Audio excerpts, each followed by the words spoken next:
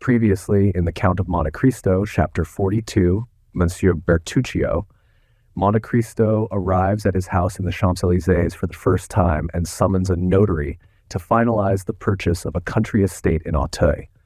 After signing the documents, the Count dismisses the notary and goes to verify that this is the exact house he desires. Mysteriously, he seems aware of Bertuccio's shock at hearing the name Auteuil. Something from Bertuccio's past is connected to the estate, and the Count is keen to uncover the dark secret his servant hides. Chapter 43. The House at Auteuil.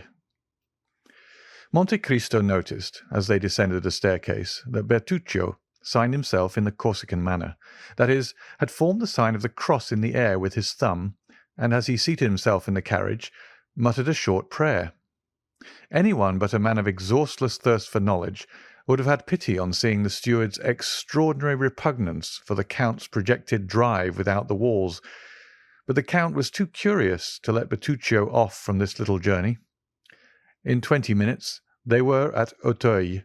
The steward's emotion had continued to augment as they entered the village. Bertuccio, crouched in the corner of the carriage, began to examine with a feverish anxiety every house they passed. "Tell them to stop at the Rue de la Fontaine, numero 28, said the Count, fixing his eyes on the steward, to whom he gave this order. Bertuccio's forehead was covered with perspiration. However, he obeyed, and leaning out of the window he cried to the coachman, "Rue de la Fontaine, numero 28. Number 28 was situated at the extremity of the village. During the drive night had set in, and darkness gave the surroundings the artificial appearance of a scene on the stage. The carriage stopped. The footman sprang off the box and opened the door. "Well," said the Count, "you do not get out, Monsieur Bertuccio. You are going to stay in the carriage, then? What are you thinking of this evening?" Bertuccio sprang out and offered his shoulder to the Count, who this time leaned upon it as he descended the 3 steps of the carriage. "Knock," said the Count, "and announce me."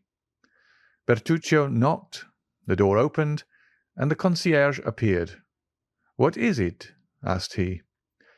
"It is your new master, my good fellow," said the footman, and he held out to the concierge the notary's order. "The house is sold, then?" demanded the concierge. "And this gentleman is coming to live here?" "Yes, my friend," returned the Count, "and I will endeavour to give you no cause to regret your old master." "Oh, monsieur," said the concierge, "I shall not have much cause to regret him, for he came here but seldom. It is 5 years since he was here last, and he did well to sell the house, for it did not bring him in anything at all." "What was the name of your old master?" said Monte Cristo. "The Marquis of Saint-Meran. I am sure he has not sold the house for what he gave for it." "The Marquis of Saint-Meran," returned the Count. "The name is not unknown to me. The Marquis of Saint-Meran," and he appeared to meditate. "An old gentleman," continued the concierge, "a staunch follower of the Bourbons. He had an only daughter who married Monsieur de Villefort, who had been the king's attorney at Nîmes, and afterwards at Versailles." Monte Cristo glanced at Bertuccio, who became whiter than the wall against which he leaned to prevent himself from falling. "And is not this daughter dead?" demanded Monte Cristo. "I fancy I have heard so." "Yes, monsieur, 21 years ago, and since then we have not seen the poor Marquis 3 times." "Thanks, thanks," said Monte Cristo, judging from the steward's utter prostration that he could not stretch the cord further without danger of breaking it. "Give me a light." "Shall I accompany you, monsieur?" "No, it is unnecessary. Bertuccio will show me a light." And Monte Cristo accompanied these words by the gift of 2 gold pieces, which produced a torrent of thanks and blessings from the concierge. "Ah, monsieur," said he, after having vainly searched on the mantelpiece and the shelves, "I have not got any candles." "Take one of the carriage lamps, Bertuccio," said the Count, "and show me the apartments." The steward obeyed in silence, but it was easy to see, from the manner in which the hand that held the light trembled, how much it cost him to obey. They went over a tolerably large ground floor. A second floor consisted of a salon, a bathroom, and 2 bedrooms. Near one of the bedrooms they came to a winding staircase that led down to the garden. "Ah, here is a private staircase," said the Count. "That is convenient. Light me, Monsieur Bertuccio. It leads to the garden." "And pray, how do you know that?" "It ought to do so, at least." "Well, let us be sure of that." Bertuccio sighed, and went on first. The stairs did indeed lead to the garden. At the outer door the steward paused. "Go on, Monsieur Bertuccio," said the Count. But he who was addressed stood there stupefied, bewildered, stunned. His haggard eyes glanced around as if in search of the traces of some terrible event, and with his clinched hands he seemed striving to shut out horrible recollections. "Well?" insisted the Count. "No, no!" cried Bertuccio, settling down the lantern at the angle of the interior wall. "No, monsieur, it is impossible. I can go no further." "What does this mean?" demanded the irresistible voice of Monte Cristo.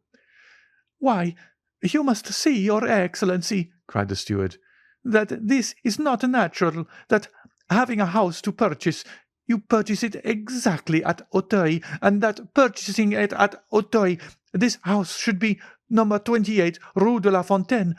Oh, why did I not tell you all? I am sure you would not have forced me to come. I hoped your house would have been some other one than this, as if there was not another house at Auteuil than that of the assassination." "What? What?" cried Monte Cristo, stopping suddenly. "What words do you utter? Devil of a man, Corsican that you are, always mysterious or superstitious. Come, take the lantern, and let us visit the garden. You are not afraid of ghosts with me, I hope." Bertuccio raised the lantern and obeyed. The door, as it opened, disclosed a gloomy sky in which the moon strove vainly to struggle through a sea of clouds that covered her with billows of vapour, which she illumined for an instant, only to sink into obscurity. The steward wished to turn to the left. "No, no, monsieur," said Monte Cristo. "What is the use of following the alleys? Here is a beautiful lawn. Let us go on straight, forwards." Bertuccio wiped the perspiration from his brow, but obeyed. However, he continued to take the left hand. Monte Cristo, on the contrary, took the right hand. Arrived near a clump of trees, he stopped. The steward could not restrain himself. "More, monsieur, move away. I entreat you. You are exactly on the spot." "What spot?" "Where he fell." "My dear Monsieur Bertuccio," said Monte Cristo, laughing, "control yourself. We are not at Sartène or at Corte. This is not the Corsican arbour, but an English garden. Badly kept, I own, but still you must not calumniate it for that." "Monsieur, I implore you, do not stay here." "I think you are going mad, Bertuccio," said the Count coldly. "If that is the case, I warn you, I shall have you put in a lunatic asylum." "Alas, Excellency," returned Bertuccio, joining his hands and shaking his head in a manner that would have excited the Count's laughter, had not thoughts of a superior interest occupied him, and rendered him attentive to the least revelation of this timorous conscience. "Alas, Excellency, the evil has arrived." "Monsieur Bertuccio," said the Count, "I am very glad to tell you that while you gesticulate, you wring your hands and roll your eyes like a man possessed by a devil who will not leave him, and I have always observed that the devil most obstinate to be expelled is a secret. I knew you were a Corsican. I knew you were gloomy and always brooding over some old history of the Vendetta, and I overlooked that in Italy, because in Italy those things are thought nothing of. But in France they are considered in very bad taste. There are gendarmes who occupy themselves with such affairs, judges who condemn, and scaffolds which avenge." Bertuccio clasped his hands. and as in all these evolutions he did not let fall the lantern, the light showed his pale and altered countenance. Monte Cristo examined him with the same look that at Rome he had bent upon the execution of Andrea, and then in a tone that made a shudder pass through the veins of the poor steward. "The Abbé Busoni then told me an untruth," said he, "when after his journey in France in 1829 he sent you to me with a letter of recommendation, in which he enumerated all your valuable qualities. Well, I shall write to the Abbé. I shall hold him responsible for his protégé's misconduct, and I shall soon know all about this assassination. Only I warn you that when I reside in a country, I conform to all its code, and I have no wish to put myself within the compass of the French laws for your sake." "Oh, do not do that, Excellency. I have always served you faithfully," cried Bertuccio in despair. "I have always been an honest man, and as far as lay in my power, I have done good." "I do not deny it," returned the Count. "But why are you thus agitated? It is a bad sign. A quiet conscience does not occasion such paleness in the cheeks, and such fever in the hands of a man." "But, your Excellency," replied Bertuccio hesitatingly, "did not the Abbé Busoni, who heard my confession in the prison at Nîmes, tell you that I had a heavy burden upon my conscience?" "Yes, but as he said, you would make an excellent steward. I concluded you had stolen, that was all." "Oh, your Excellency," returned Bertuccio in deep contempt. "Or, as you are a Corsican, that you had been unable to resist the desire of making a stiff, as you call it." "Yes, my good master," cried Bertuccio, casting himself at the Count's feet. "It was simply vengeance, nothing else." "I understand that, but I do not understand what it is that galvanizes you in this manner." "But, monsieur, it is very natural," returned Bertuccio, "since it was in this house that my vengeance was accomplished." "What? My house?" "Oh, your Excellency, it was not yours then." "Whose then? The Marquis de Saint-Meran? I think, the concierge said. What had you to revenge on the Marquis de Saint-Meran?" "Oh, it was not on him, monsieur, it was on another."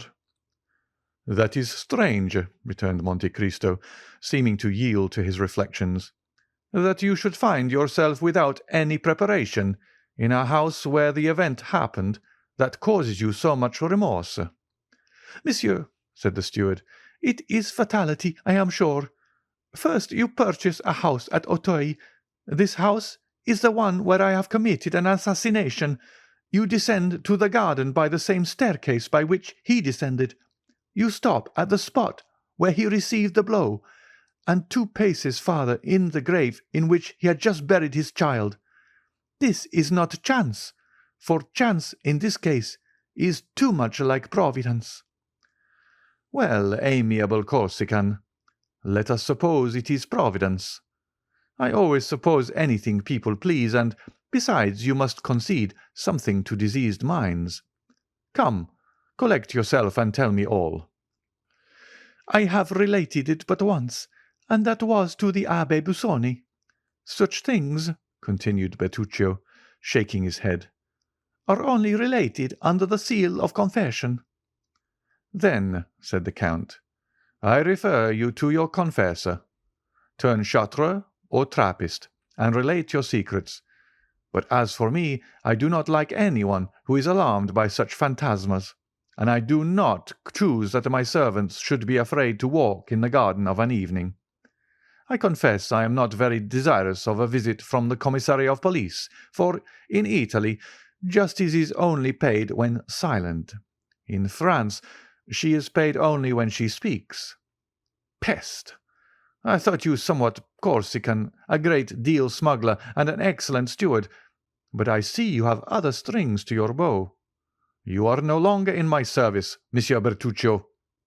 "Oh, your Excellency, your Excellency!" cried the steward, struck with terror at this threat. "If that is the only reason I cannot remain in your service, I will tell all, for if I quit you it will only be to go to the scaffold." "That is different," replied Monte Cristo. "But if you intend to tell an untruth, reflect it were better not to speak at all." "No, monsieur, I swear to you, by my hopes of salvation, I will tell you all, for the Abbé Busoni himself only knew a part of my secret. But, I pray you, go away from that plane tree. The moon is just bursting through the clouds, and there, standing where you do, and wrapped in that cloak that conceals your figure, you remind me of Monsieur de Villefort." "What?" cried Monte Cristo. "It was Monsieur de Villefort?" "Your Excellency knows him?" "The former royal attorney at Nîmes?" "Yes." "Who married the Marquis of Saint-Meran's daughter?" "Yes." "Who enjoyed the reputation of being the most severe, the most upright, the most rigid magistrate on the bench?" "Well, monsieur," said Bertuccio, "this man, with this spotless reputation—" "Well?" "Was a villain." "Bah!" replied Monte Cristo. "Impossible!" "It is as I tell you." "Really?" said Monte Cristo. "Have you proof of this?" "I had it." "And you have lost it. How stupid!" "Yes, but by careful search it might be recovered." "Really?" returned the Count. "Relate it to me, for it begins to interest me." And the Count, humming an air from Lucia, went to sit down on a bench, while Bertuccio followed him, collecting his thoughts. Bertuccio remained standing before him. End of chapter 43.